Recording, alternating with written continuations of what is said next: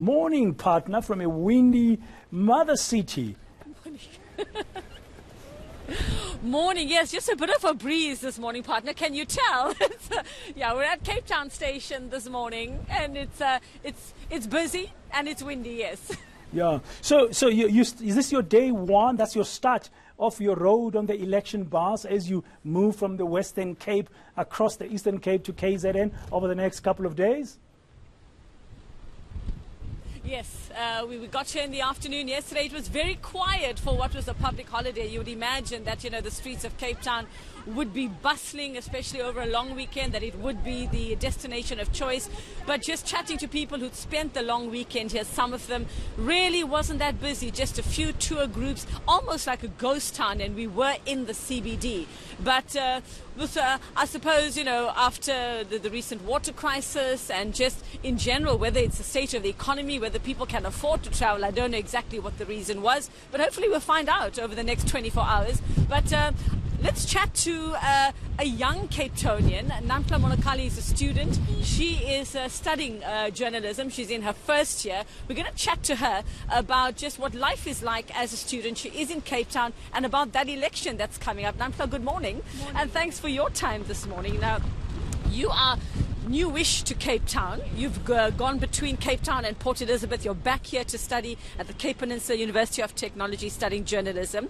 I'd like your thoughts on the upcoming election. Are you excited about it? Are you going to be voting? It's so unfortunate, Vika, because I will not be voting this year, as I'm also not registered, and it's all because I feel like the system and the curriculum has failed us in some way, because we were not given actually the basics and the foundation of what politics are, and coming from a Model C school and coming from a school where we don't have history and all that. So it simply is that I don't have the fundament. I think that we should be educated on what politics are, and I just had to grapple along the way on what are manifestos, what are their ideologies, and being in varsity, and that was quite a challenge for me, I must say. And what about your friends and family? What are they saying about elections and whether they'll be voting? I know from our chat on the bus on the drive here, you were telling me that your dad is quite politically active. He loves his politics, but why hasn't that rubbed off on you? Simply put, I feel that if it was because of the foundation that was laid, I would have had the drive and been determined to vote.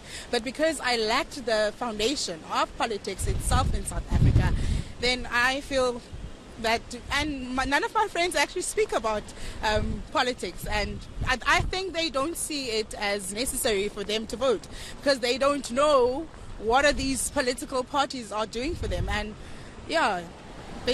So you and your friends have not heard from political parties, the message from political parties has not gotten through to you? As much as we have heard, Vika, I won't lie, it just doesn't interest us, because of the foundation as well. So if we had the drive, if we had the determination to vote, then I feel we would have been registered as we speak. So as a young person, what are your issues though? What are the things that consume you day to day? What are the things that make you happy or unhappy about South Africa at the moment? The things that make me unhappy about South Africa at the moment is actually the way the structure itself. Not that we can change what has been done or our past or anything, but the structure and the economy and schooling. It's quite a challenge as a black South African, and being in Cape Town where you have no family and you try to grapple with life and all that surround you. So what's the future that you see for yourself? Well, in the near future, let's talk about you. You just come to Cape Town to study, your near future, and then the distant future. My near future is probably becoming a journalist, a successful one. And as I've worked in the industry before, so I see myself out there. Yeah, I see there's a high chance of me becoming one. There's no money in this business, right? Yeah, I absolutely know that. And it's not very glamorous, as you've seen. Yeah, I know that as well. Okay, and so your friends and yourself and your family, what are your concerns for them? What are the things that keep you up at night? What are the things that worry you about growing up and studying and trying to get into the workforce in the country? It's basically to wake up not knowing where crime is an issue. So we wake up from distances, as I live in Proilene right now. We wake up not knowing what the trains will hold for you, what, transport, traffic. So those are our worries at the moment, the places that we live, accommodation closer to campus, so those are specifically our worries. But you wouldn't leave. You would stay here. I would say I wouldn't leave. I'm quite determined. She's quite determined, as you can hear, partner, because we braved the wind. She stayed out here with me, come out really early as well. NAMHLA will be spending the day with us on the election bus. And just so you know, anybody in Cape Town who has a story to tell us, come and share your moment of truth with us, like NAMHLA has, telling us she's not going to vote and why she's not going to vote and why her young friends are not going to vote as well. The political messages not really getting to them. She blames the education system. She says politics was never a feature, history was never a feature. So you come through to us, give us your moment of truth. If you want to find us, it's hashtag eNCA election bus, and if you want to follow us on Twitter and Facebook, it's at eNCA News. Partner, before you go from Cape Town, where are you headed to next? Just give us a little bit of a preview. Where are you off to after Cape Town?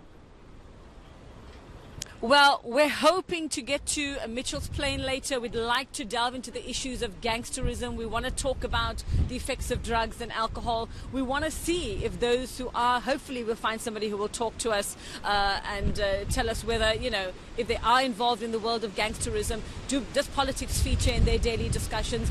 Is the election even on their radar? We're also focusing largely on women's issues here in the Western Cape partner. So we're hoping to do a bit of a panel discussion, which you will see at some point a little later on, with women in their 20s, 30s and their 40s as well. So hopefully next stop, Mitchell's Plain, and who knows where the bus is going to take us, where the wind is going to take us today. That's what we'll have to decide.